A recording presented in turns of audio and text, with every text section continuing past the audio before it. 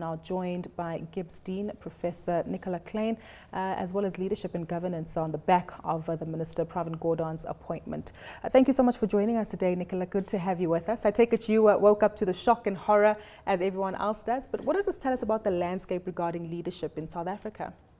I think, Gugulethu, thank you for having me, first of all. I wrote a piece a couple of weeks ago that was published in the Business Day where I spoke about 4 characteristics that leaders needed to exhibit.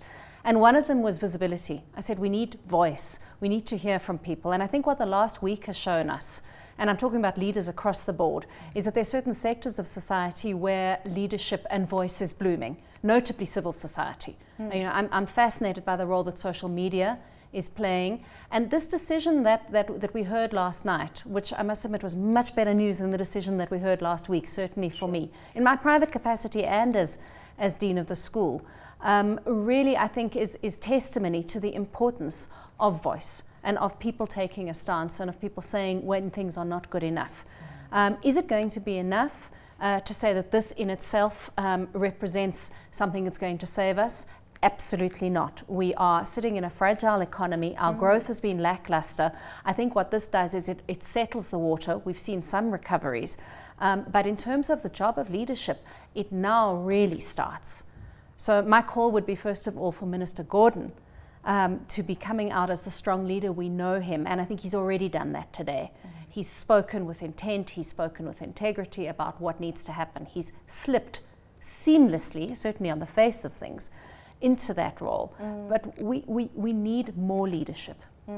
What does this also tell us about the leadership that's been displayed by the President when it comes to decisions which are taken very quickly, announcements made very drastically?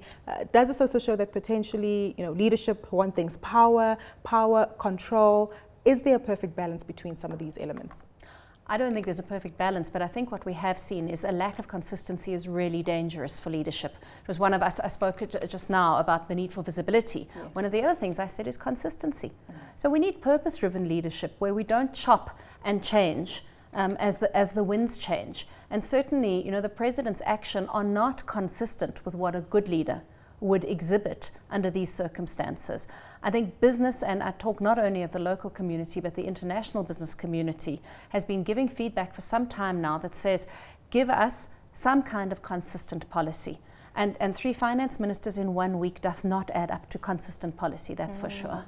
Exactly. I think it's also created a great sense of nervousness, perhaps, amongst various communities, that says it talks to this realization of how much power sits with the President.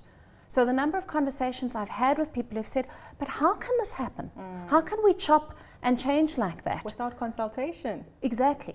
So on one hand, it's a testimony. This week could not have happened without some sort of vibrant democracy. The President feedback from the President himself saying, I have listened, I have heard, I think is a very, very good sign. Not necessarily for the President, but for the state of our democracy. But we've got lots of work to do. Are there lessons? Naturally, you head up a business school, so clearly there must be lessons here that can be implemented and identified for future leaders, as well as those, especially in the business fraternity, to learn from this going forward. I think in addition to the consistency, there's an absolute need for teamwork. And certainly the last week's actions do not speak of teamwork. We haven't heard from the ANC about what transpired and who President Zuma engaged with in order to come to this decision.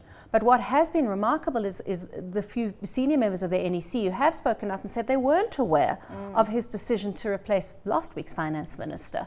And to me, there's a leadership lesson in that. I mean, when we look at strong leaders, we look at leaders who are consistent, who have a clear sense of purpose, are able to call things and inspire hope. And that's not something that we've seen from our President in the last week. And also have reassure all of the stakeholders that there's a clear sense of ethical intent, that ultimately we're moving towards creating something better.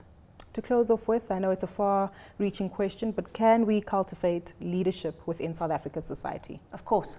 We're an unbelievably resilient nation. We have strong institutions. We've seen fees must fall, what I refer to as the green shoots of leadership. It's now, the time is now for strong leaders to stand up, and we have all the resources and skills available to do this. We just need to get on with it and do it. Exactly. Thank you so much for joining us today and leaving it on a positive note. And again, getting down to cultivating those strong leaders we have in our economy. That was GIBS Dean, Professor Nicola Kleyn.